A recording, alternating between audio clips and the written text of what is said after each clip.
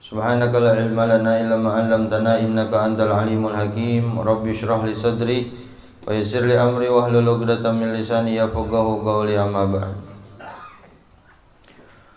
Qala al-muallifu hafizahullahu ta'ala wa nafa'ana bih wa bi 'ulumihi fid dharain amin. Ila an qala makruhatun min nahiyati mukhalafati ba'di sunani aw tarkiha. Masih membahas tentang kemakruhan sholat. Yang akan kita bahas pada saat ini yaitu kemakruhan sholat yang berkaitan dengan melanggar sunnah sholat di dalam sholat. Jadi simpelnya seperti ini: setiap sunnah sholat apabila ditinggalkan makruh hukumnya. Apa saja itu akan kita bahas. Pertama, al-israru wal jahru fi ghairi maudhi'ihima. Mengecilkan suara dan mengeraskan suara di selain tempatnya. Makruh hukumnya. Misalkan sholat duhur dikeraskan suaranya, tidak batal sholatnya, cuman makruh. Kenapa? Li'annahu yukhalif sunnah. Karena melanggar sunnah. Sunnahnya kalau sholat duhur disembunyikan suaranya. Cukup hanya diri kita saja sendiri yang mendengarkan. Jangan haharewosan sampai samping kanan kiri kita mendengarkan bacaan kita. Usahakan jangan kebaca, jangan kedenger. Takutnya bacaan kita mengganggu bacaan orang lain. Ya, jadi al-israr mengecilkan suara, wal jahru dan mengeraskan suara di selain pada tempatnya. Maghrib sunnahnya dikeraskan apa dikencengkan? Keraskan yang dikencengkan teh sarua nya. Leres itu? Sami. Sunnahnya dijaharkan apa dikecilkan? Ya, dikeraskan apa dikecilkan salat maghrib? Dikeraskan. Lah kalau misalkan sholat maghrib nggak pakai dikeraskan, sah apa tidak? Sah, walaupun imam. Lah makmum bagaimana ini imam kok nggak ngerasin suaranya? Udah baca Al-Fatihah. Baca aja Al-Fatihah. Jangan nunggu imam baca Al-Fatihah dulu. Nanti imamnya lupa langsung tiba-tiba ruku, kita belum baca Al-Fatihah gimana? Jadi kalau imam tidak mengeraskan suara pada sholat yang disunahkan untuk dikeraskan, sudah kita hidang. Ya, langsung kita baca Al-Fatihah. Takutnya imam itu lupa ngalamun kaditu kadieu nya. Langsung ruku kita belum baca Al-Fatihah, kan repot nanti baca Fatihahnya rurusuhan kena. Ya. Jadi kita lihat nih imam kok kayaknya lupa, udah kita antisipasi langsung ya, membaca Al-Fatihah. Kemudian yang kedua, kemakruhan sholat ilsoku adudai bijanbaihi lidzakar. Menempelkan lengan bagian atas ke pinggiran badan. Makruh hukumnya. Seperti ini nih. Ya, sholat tuh kieu. Jadi tempelkan. Jadi sunnahnya jangan ditempelkan si tangan bagian ini tuh. Ya. Jadi si tangan itu lengan bagian atas, adud namanya. Ya, otot. Itu jangan nempel ke badan kita. Anggangkan. Jangan gini. Ya. Udah yang normal-normal aja. Ya, yang normal. Simpen di bawah dada, di atas pusar. Jangan di bawah pusar juga. Aya nu kieu ta. Dikeun dek naon? Dan jangan juga terlalu atas. Ya. Yang normal-normal aja seperti ini. Dan ini diusahakan, disunahkan tangan yang kanan lebih condong ke arah, tangan yang kiri lebih condong ke arah kiri. Jadi disimpannya di bawah dada yang kiri. Cuman jangan berlebihan juga ya. Ini pernah dibahas, ada yang sampai sini. Ya, itu berlebihan. Makanya yang normal-normal aja hidup mah. Ya, yang normal aja. Jadi kelihatannya tuh enak. Ini ya kayak gini. Ya, ayam kayak kia, ayam nu kia. Ya. Jadi normalnya bagaimana udah? Yang nyaman gitu kelihatannya seperti ini. Ya. Adapun memegang ini kalau masih ingat ada 3, mau gini, ya. Jangan di sini. Mau gini 2 nih. 2 atau mau gini. Ada 3 cara megang yang disunahkan di dalam kitab takrirat.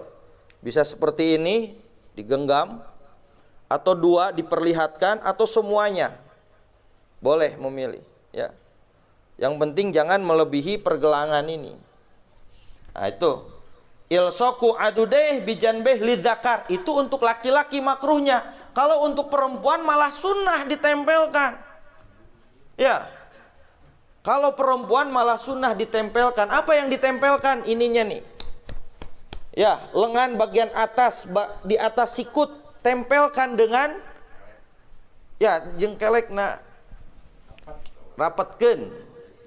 Jadi perempuan mah di dalam sholat ya harus rapat-rapat aja. Jangan buka-buka, jangan lebar-lebar bukanya, harus rapat.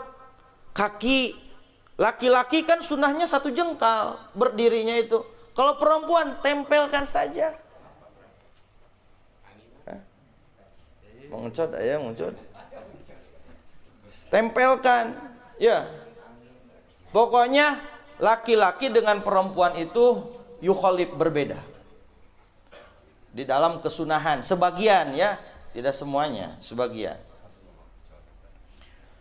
Yang ketiga, ilsoku batnihi bifakhidaihi lidzakar aidon, menempelkan perut dengan pahanya. Ketika apa? Ketika sujud. Itu juga untuk laki-laki makruhnya. Jadi diusahakan ketika sujud perut kita jangan menempel dengan paha. Beda lagi kalau perutnya offset, dianggang-anggang kayak tetep nempel, wah itu nggak apa-apa. Ya, itu mah yang salah perut. Ya ada kan, udah dianggang-anggain tetap aja bersentuhan dengan pahanya, udah itu mah dimaafu meren. Ya. Jadi diusahakan lagi sujud ini perut sama paha nggak usah nempel. Kalau perempuan justru malah disunahkan untuk menempelkan perut dengan pahanya. Kebayang teh? Nya ulah dibayang-bayang atuh. Kabayang teh lamun awewe sujudnya segala laki-laki kieu. Ya. Jeung lalaki oge ulah berlebihan. Dina sujud diumuk kieu mayakeun batur. Biasa ini disimpan di bawah pahu, di bawah pundak. Yang sekiranya kalau ada benda yang turun dari pundak itu akan mengenai tangan kita. Itu patokannya. Jangan berlebihan juga, ya. Sedang-sedang saja.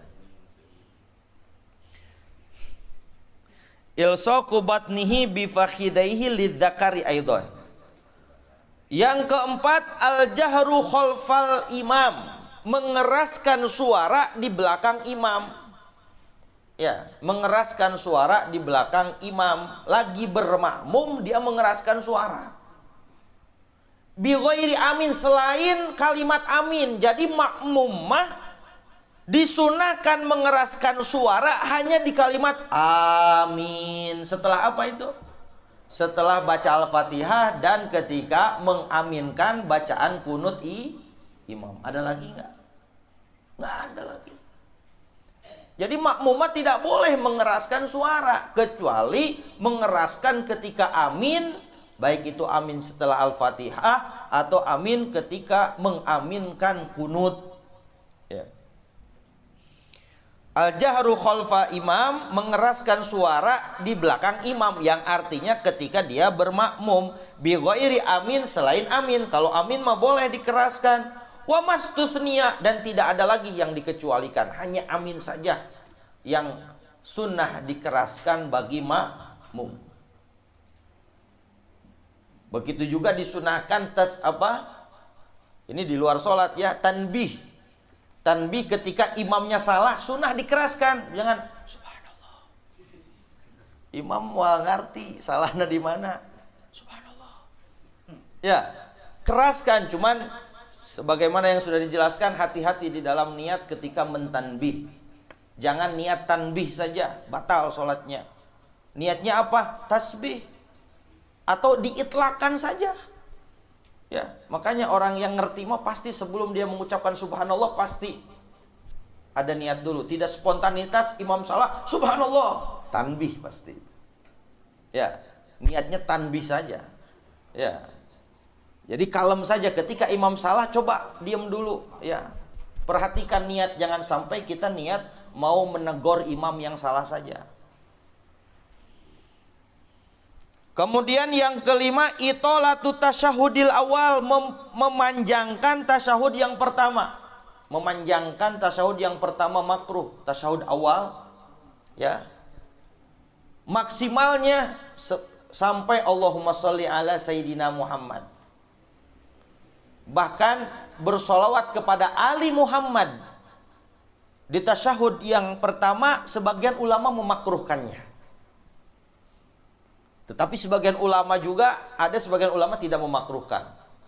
Soalnya tidak memakan waktu lama. Allahumma sholli ala Sayyidina Muhammad wa ala ali Sayyidina Muhammad.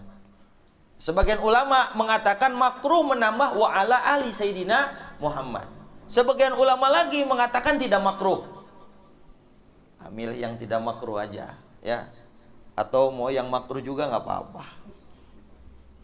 Jadi ya terbaca ya. Itolatu tasyahudil awal wa du'a'u ba'dahu. Ya. Dan membaca doa setelahnya. Membaca doa di tasyahud awal. Allahumma inni a'udzubika min adzabil qabri wa min adzabi jahannam wa min adzabi nanti aing keur dikiekeun sapoho. Masih dajjal pun nama eta. Doa eta. Ya. Jadi baca doa setelah tasyahud awal, baca doanya. Itu makruh. Kemudian yang ketujuh, tarkus surah fi raq'atainil aulayaini. Meninggalkan bacaan surat di 2 rakaat pertama. Di 2 rakaat yang pertama meninggalkan surah makruh, illa kecuali makmum. Kecuali makmum. Makmum juga ya. Kalau makmum ketika sholat duhur, asar, itu disunahkan baca surah. Ya, disunahkan baca surah. Setelah Al-Fatihah, nunggu imamnya ruku, masih ada waktu, sok baca surat. Kalau sholatnya yang disirkan, kalau sholatnya yang yang tidak dikeraskan seperti maghrib, isya dan subuh, makmum tidak disunahkan membaca surah. Kecuali makmum disunahkan membaca surah kapan? Ketika tidak kedengeran suara imam. Ketika imamnya tidak jelas, imam membaca surat apa? Maca sorangan we. Daripada ngadengikeun imam teu kadenge teu jelas, maca sorangan. Yang makruh itu ketika imam membaca surahnya tidak jelas, atau kita tidak bisa mendengarkan suara imam, maka sunnah juga membaca surah. Apakah di rakaat yang ketiga dan keempat disunnahkan untuk membaca surah? Hukum aslinya tidak sunnah, tetapi ada yang dikecualikan. Kecuali siapa? Orang yang masbuk. Orang yang masbuk masuk sholat berjamaah ketika imamnya di rakaat ketiga, Allahu Akbar, baca Al-Fatihah, ya, beres Al-Fatihah imamnya keburu ruku. Soalnya imamnya di rakaat ketiga, kita di rakaat pertama, pasti dia tidak baca surah, maka cepat kita mengikuti dengan imam di rakaat ketiga, kita di rakaat pertama. Imam di rakaat keempat, kita di rakaat kedua. Imam salam, kita apa? Berdiri lagi, jangan ikut salam kalau masbuk. Berdiri, setelah berdiri membaca Al-Fatihah, baca surah. Kodoan sebagai kodok lirok atil ula. Ada yang mengatakan sholat yang setelah salam imam itulah hakikat sholat rakaat yang kedua, yang pertama dan yang kedua. Nah, ya pokoknya bagi kita yang sholat berjamaah dan berjamaahnya itu dikeraskan, ya sholat yang dikeraskan tidak disunahkan bagi makmum, tidak disunahkan membaca surah. Jadi meninggalkan bacaan surah hukumnya hanya makruh. Kalau tidak baca surah bagaimana? Ya itu makruh, itu batal. Ya tidak membatalkan sholat apabila tidak baca surah. Sok sekarang tanya. Kebanyakan orang menganggapnya baca surah itu wajib. So, banyak sekali yang mempunyai pemahaman seperti itu. Maca surat teh wajib. Atau kumaha lamun temu baca surat sah teu salatna. Tah ku pertanyaan seperti itu juga. Mereka menganggap bahwasanya baca surat hukumnya wajib. Ya. Untung mewajibkan yang sunnah. Ya. Nu bahaya mah mengsunahkan yang wajib. Eta nu bahaya nu ngabatalkeun salat mah. Eta. Ai ngawajibkeun anu sunah mah teu nanaon. Kemudian yang ketujuh, tarku takbiratil intiqalat, meninggalkan takbir perpindahan-perpindahan. Meninggalkan ya. Dari mau ke ruku Allahu Akbar dia nggak pakai, langsung aja gerak. Nggak pakai sami Allahu liman hamidah, nggak apa-apa. Rabbana walakal hamdu. Ke sujud, langsung aja gerak. Nggak pakai takbir. Sah apa tidak? Sah, cuman makruh hukumnya. Cuman makruh. Jadi nggak pakai takbir juga nggak apa-apa. Kecuali takbiratul ihram. Kalau takbiratul ihram wajib membaca takbir Allahu Akbar. Dan harus kedengeran dengan dirinya sendiri. Syaratnya ada 12 sudah dijelaskan waktu itu. Ya, nggak tahu masih ingat, nggak tahu udah lupa ya. Insyaallah ya. Insyaallah lupa. Jadi kecuali takbiratul ihram wajib. Selain takbiratul ihram, sunnah hukumnya membaca takbirat. Takbir perpindahan dari ruku ke sujud, dari sujud ke duduk di antara dua sujud, dari sujud ke atas lagi, itu sunnah membaca takbir ya. Tapi kalau ditinggalkan makruh hukumnya. Yang kedelapan, tarku adzkari ruku wal i'tidal was sujud wa julus baina sajdatain. Kemakruhan solat meninggalkan doa ruku, doa sujud, doa duduk di antara dua sujud, dan doa apa lagi? Doa i'tidal. Nggak dibaca. Allahu Akbar, diam ketika ruku, nggak baca apa-apa. Sah apa tidak? Sah, makruh hukumnya. Sami Allahu liman hamidah, diam aja. Nggak baca Rabbana walakal hamd. Nggak dibaca. Sujud nggak pakai baca bismi apa? Subhana rabbiyal a'la wa bihamdi, nggak pakai baca itu. Sah apa tidak? Sah, makruh hukumnya. Ketika duduk di antara dua sujud, Rabbighfirli warhamni wajburni warfa'ni warzuqni wahdini wa'afini wa'fu'ani, nggak dia baca. Sah apa tidak? Sah, makruh tapi. Kecuali yang menjadikan dia tidak sah, tidak baca dan tidak ada tumakninah. Yang wajib itu tumakninah malah. Ketika ruku diam sejenak, nggak pakai subhana rabbiyal azim wa bihamdihi juga nggak apa-apa. Nu wajib mah tumakninah ketika ruku. Justru malah membaca subhana rabbiyal azim itu hukumnya sunnah. Jadi meninggalkan doa ruku, doa sujud, doa i'tidal dan doa duduk di antara dua sujud hukumnya sunnah. Ya. Kemudian yang kesembilan, tarkud du'ai fit tasyahudil akhir. Meninggalkan doa di tasyahud yang terakhir. Apa doanya? Allahumma inni a'udzubika min adzabi jahannam wa min adzabil qabri wa min fitnatil mahya wal mamat wa min syarri fitnatil masihid dajjal wa minal mughrami wa minal ma'thami ila akhirih. Tah eta lamun ditinggalkeun teh makruh. Ya. Bacaan doa itu kalau kita tinggalkan dan kita sudah hafal. Sudah apa nggak dibaca, makruh hukumnya. Kalau yang belum hafal, ya kudu ngapal ke. Ya. Jadi tarkud doa fit tasyahudil akhir. Itu doanya, bukan Allahumma sholli ala sayyidina Muhammad wa ala ali sayyidina Muhammad kama shallaita ala sayyidina Ibrahim. Itu bukan doa, itu sholawat. Doa yang ada di tasyahud itu adalah dari bacaan fil alamina innaka hamidum majid, Allahumma inni a'udzubika min adzabi jahannam ila akhirih. Itu meninggalkan doa itu hukumnya makruh. Ya. Maka yang sudah hafal baca. Walaupun dia sebagai imam manjang dikit tasyahud akhirnya nggak apa-apa. Paham tuh? Ya. Lah yang belum hafal, hafalin.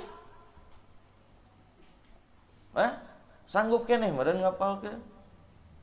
Sanggup keneh teh ngapalkeun. Nah, insyaallah tapi sudah pada hafal lah insyaallah. Ya. Aya meureun bebekelan harita keur zaman-zaman kecil kita kan ngaji di ustad-ustad yang ada di kampung, jasanya luar biasa itu. Kita bisa baca doa salat itu berkat ustad-ustad yang ada di kampung kita. Itu jasanya luar biasa. Ya. Tapi masalahnya kita suka memandang sebelah mata ai sama ustad di kampung. Eta teh teung teuingeun jelema nu kitu. Hormati dia. Yang lebih parah lebih menghormati sama ustad yang baru datang, yang baru kenal. Ai ustad anu ngajarkeun bacaan doa salat teu dilirik-lirik acan. Eta namina jalmi teung teuingeun. Ya, ari ka ustad nu karek kenal sakali dua kali panggihna geus ta'dzimna luar biasa. Ari kana ustad anu di lembur urang dicuekeun. Nah, ulah gitu. Itu kesalahan yang sangat besar. Ada musujud alal anfi yang ke-11, yang ke-10. Tidak sujud menempelkan hidung. Ketika sujud tidak menempelkan hidung makruh. Oh, berarti henteu nempel oge teu nanaon, nya teu nanaon. Nya. Henteu ditempelkeun oge teu nanaon. Cuman sunnah menempelkan hidung. Cuman tartib jidat dulu baru hidung, jangan hidung dulu baru jidat. Ya. Jidat dulu baru hidung. Tartibnya. Ya, tartib keseluruhan lutut, kedua lutut, kemudian kedua tangan, kemudian jidat, kemudian hidung. Tartibnya. Kalau mendahulukan tangan sebelum lutut bisa nggak? Bisa, tapi makruh akan dijelaskan nanti. Qira yang ke-11, qiraatul Quran fi ghairil qiyam bi qasdil qiraah la dzikir. Membaca Quran di selain waktu berdiri. Ketika sujud baca Quran makruh. Ya. Bi qasdil qiraah, tetapi dengan tujuan niat baca Quran. Kalau niatnya baca doa yang ada di dalam Al-Quran itu tidak makruh. Seperti di terakhir tasyahud diakhiri karena sholat sendiri dia Rabbana atina fid dunya hasanah wa fil akhirati hasanah wa qina adzabannar Rabbana la tuzigh qulubana ba'da idh hadaitana wa hab lana min ladunka rahmah innaka antal wahhab Rabbana taqabbal minna innaka antas samiul alim wa tub alaina innaka antat tawwabur rahim. Assalamualaikum.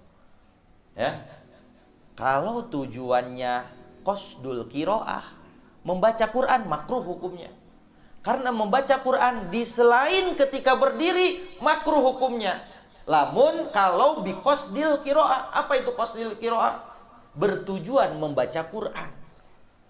Kalau bertujuannya selain membaca Quran bagaimana? Seperti bertujuan membaca doa yang ada di dalam Al-Quran, itu tidak makruh. Ya, makanya di sini disebutkan qiraatul Quran fi ghairil qiyam bi qasdil qiraah la dzikir. Bukan untuk berzikir. Kalau tujuannya zikir atau doa itu tidak makruh membaca Quran walaupun bukan di ketika berdiri. Yang ke-12 khafdu ra'sihi fi ruku'ihi. Nah, ini harus dicontohkan ini. Ya, menundukkan kepalanya ketika ruku. Seperti ini. Ya. Ruku sunnahnya ini harus lurus. Dan pandangan melihat ke tempat sujud seperti ini. Lurus apa tidak ini? Lurus tuh, ya. Hah? Bah, lurus bah. Nah, ini melihat ke tempat sujud. Yang makruh itu khafdi ra'sihi fir ruku'. Jika nuker galau ya mungkin ya. Ya. Baca Ji. Ba'du.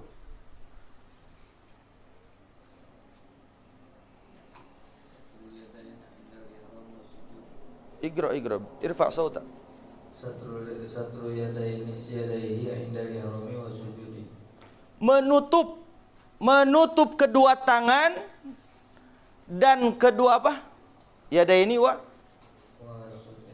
indal ihrami wa sujudi. Khafdu ra'si fi ruku'i. Satru yadaihi indal ihrami wa sujudi. Menutup kedua tangan. Indah ketika takbiratul ihram. Makruh. Allahu Akbar seperti ini. Ya. Kemudian baca lagi. Satru yadaihi indal ihram was sujud, dan ketika sujud. Ketika sujud maksudnya bukan seperti ini, tetapi menggunakan apa? Kaos tangan. Makruh hukumnya. Ya. Memakai kaos tangan hukumnya makruh ketika sujud. Atau ketika takbiratul ihram apa? Menutup kedua tangannya. Baik itu dengan digenggamkan atau memakai kaos tangan. Iqra.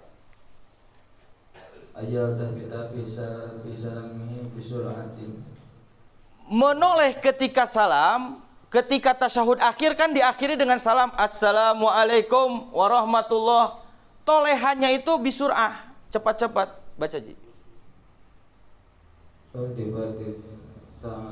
Ka iltifati tha'lab, seperti menolehnya naon tha'lab teh cing? Serigala? Hah? Ajag, ya. Jadi menoleh ketika salam Assalamualaikum. Assalamualaikum. Oh, acan ge warahmatullah geus kieu deui. Assalamualaikum warahmatullah. Assalamualaikum warahmatullah. Makruh. Ya, terlalu rusuh. Itu ka iltifati tha'lab, seperti menolehnya ajag.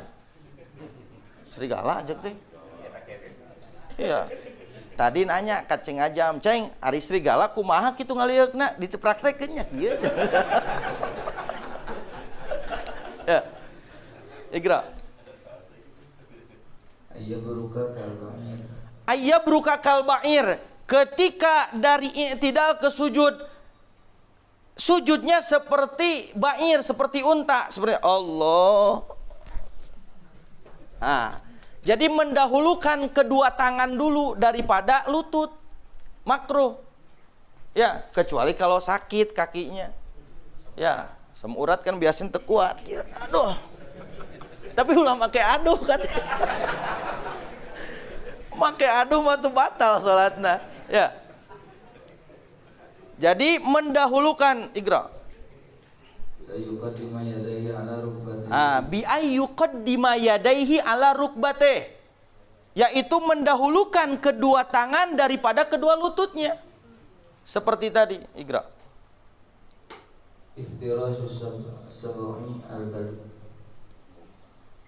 Sujud seperti apa?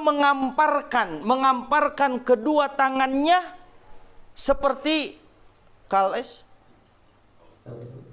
seperti kalb, seperti anjing.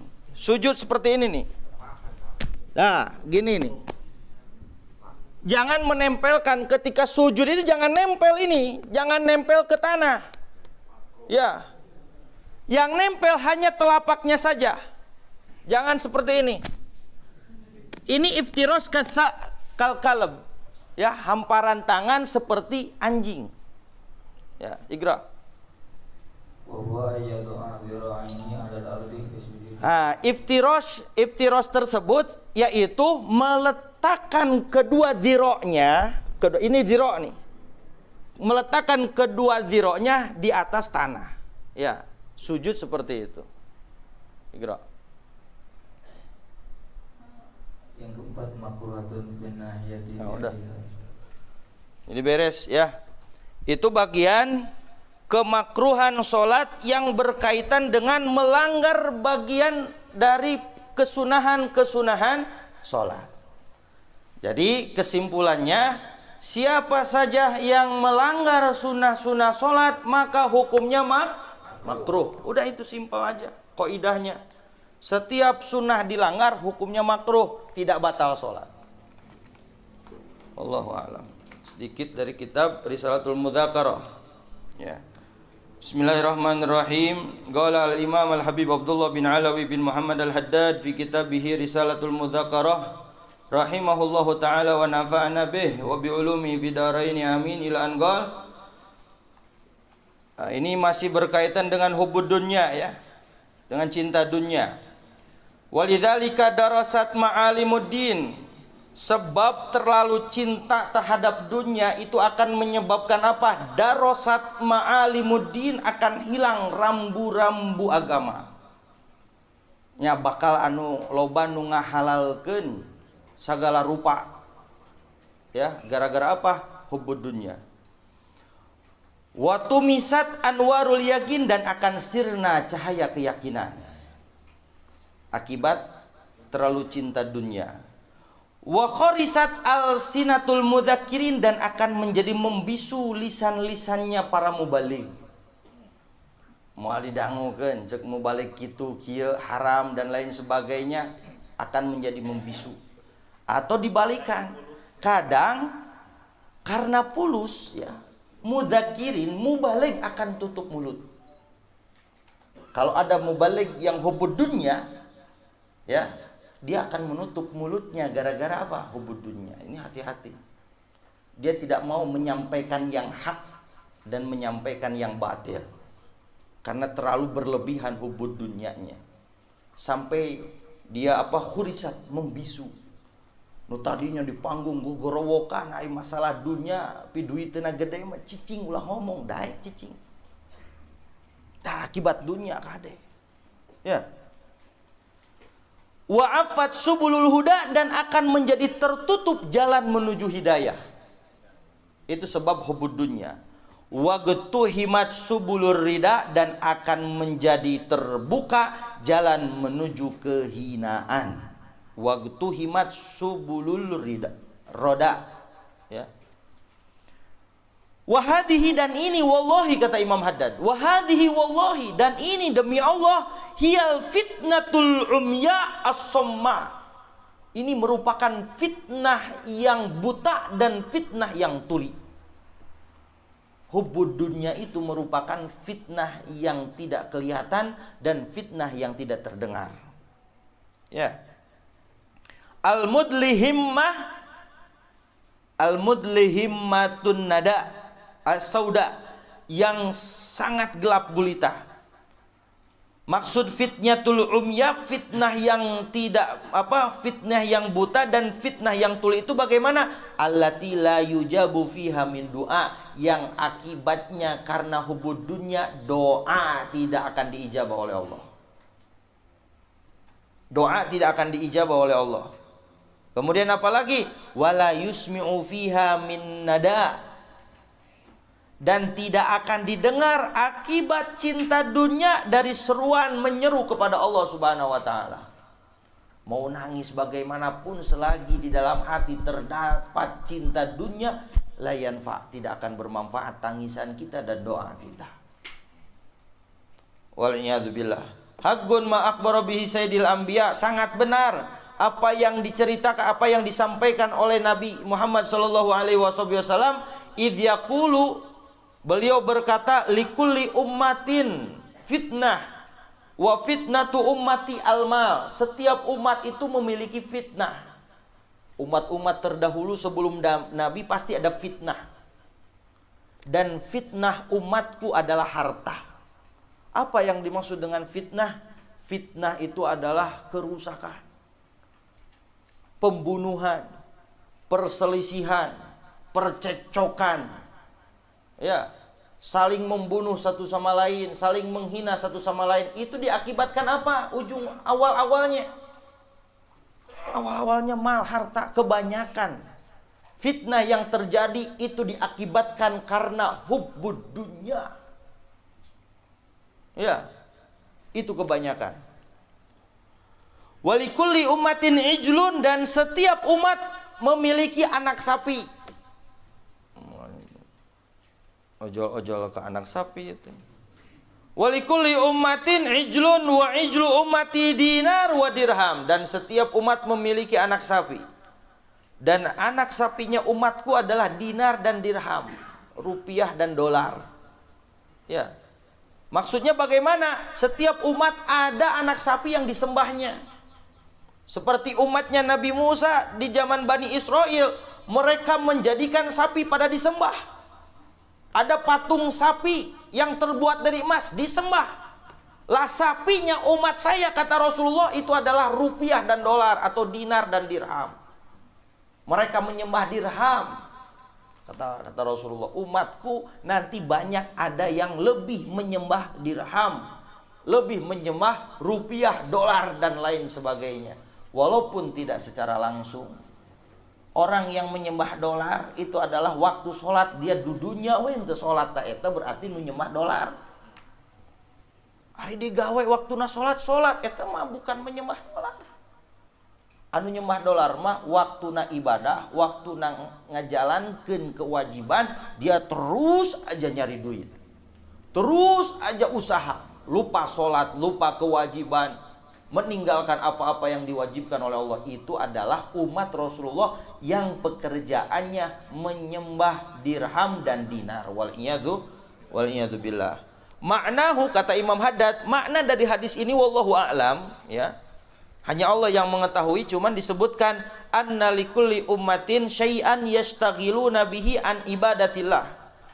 Bahwasanya setiap umat memiliki sesuatu yang disibukkan oleh semua umatnya, yang menjadi kesibukan. Setiap umat itu memiliki sesuatu yang mana sesuatu itu sesuatu yang direbutkan, yang menjadi bahan kesibukan masing-masing di antara manusia itu. Menyibukkan sesuatu tersebut dan melupakan ibadah kepada Allah Subhanahu wa taala, kulul istighal, saking sibuknya. Kama ishtaghalat Banu Israil bi ibadatil ijli an ibadatillahi ta'ala, sebagaimana sibuknya Bani Israel menyembah anak sapi daripada menyembah Allah Subhanahu wa ta'ala. Nah, sekarang umat kita, umat Nabi Muhammad di zaman sekarang kira-kira lagi disibukkan dengan apa? Kira-kira yang menjadi perbincangan di mana-mana itu yang dibahas apa kira-kira? Ya, itulah pembahasan itu sampai melupakan mereka kepada Allah Subhanahu wa taala. Bahkan gara-gara sesuatu, banyak di antara umatnya Rasulullah yang menghalalkan segala cara. Sekarang di zamannya ini banyak fitnah. Saking inginnya mendapatkan sesuatu yang berkaitan dengan dunia, dia akan menghalalkan segala apa-apa. Bahkan apa yang sedang ramai sekarang dia jadikan alat. Kumacarana ya permasalahan ia bisa jadi duit. Sok ayeuna nanti mulai corona COVID-19 loba nu mawa manfaat. Batur gering dek maot dimanfaatkeun, diperas duitna dan lain sebagainya. Ya ini kan viral sekali, banyak kejadian-kejadian seperti ini. Ya. Kemudian apalagi sekarang mulai vaksin. Vaksin kumaha carana ngamanfaatkeun? Ayeuna mah bisa mayar 300.000 bisa. Ya, itu oknum itu. Itu orang-orang yang jahat, memanfaatkan sesuatu yang sedang terjadi, yang sedang ramai pada zaman ini. Nah, itulah karena hubudunya yang ada di dalam pikirannya duit, fulus, sampai dia akan menghalalkan segala cara. Alhamdulillah, ya sedikitnya kita membaca dan ada peringatan untuk diri kita, khusus untuk saya ya sebagai membacanya. Dan umumnya bagi siapa yang mendengarkan dan paham. Banyak yang mendengarkan tapi tidak paham naon ieu maksudna. Ya. Bagi yang paham mudah-mudahan ada sedikit pangenyed rasa sieun, ulah kamalinaan teuing dudunya. Ulah tepikeun ka urang poho ngerjakeun salat 5 waktu. Urang ulah jangan sampai kita meninggalkan puasa bulan Ramadan, sholat 5 waktu, gara-gara kita sibuk di dalam mencari dunia. Kan sedikitnya geningan dudunya teh, sibuk teuing teh, ya melaan segala rupa, sholat di engke-engke. Anu geus bisa istiqomah sholatna, sok atuh tinggal ke pagawean, mending sholat berjamaah. Melaan sholat berjamaah daripada sibuk teuing dudunya. Ari geus istiqomah sholat 5 waktu nama. Nu acan istiqomah sholat 5 waktuna, sok istiqomahkeun heula 5 waktuna bari dudunya. Teu naon. Yang sudah istiqomah 5 waktunya, sok istiqomahkan sholat berjamaahnya. Waktu berjamaah tutup tokonya, apanya dan apanya yang akan menyibukkan kita, yang akan melupakan kita untuk beribadah. Tinggalkan semuanya, utamakan Allah Subhanahu wa taala dan rasakan apa yang akan terjadi. Ya, rasakan khasiatnya bagaimana. Da urang mau nirek ngamalkeun setengah-setengah, aduh lamun ditutup lumayan ya durasi 10 menit atau saparapat jam, aya pelanggan datang ningali tutup terjadi. Tah pikiran urang mah kadinya lebar. Lebar ku pelanggan anu terjadi ka urang. Henteu lebar ku pahala anu disadiakeun ku Allah Subhanahu wa taala. Leres teu kitu. Nya urang kitu teh. Kalakuan urang jiga kitu, rek tepikeun ka iraha. Rek kitu wae urang. Nya urang kitu, sadayana khususna abdi. Tah gitulah. Pan maca teh saeutikna pan nyaho kuduna kieu. Lamun can bisa ngamalkeun nya isu pageto atuh ngamalkeun. Atawa sampinggu deui sabulan deui nu penting urang pernah nyaho. Geningan ngutamakeun muka toko jeung salat berjamaah teh leuwih alus salat berjamaah heula. Kan geus nyaho, nu penting nyaho. Yang penting kita tahu dulu. Nanti kalau Allah menurunkan hidayah, kita tahu ilmunya. Udah bismillah tutup dulu waktu salat mah. Salat weh. Kumaha engke da rezeki mah geus aya nu ngatur. Boa manehana rek salat jamaah, urang rek salat jamaah heula, cek konsumenna teh nya nu rek balanja ka urang teh. Kewe geus salat rek datang deui, boa kitu. Pan urang mau ngusudon. Wah, ieu lamun tutup ieu konsumen ka toko nu lain. Geus ngatur sorangan pirugieuna teh. Moal beres-beres gitu. Ya.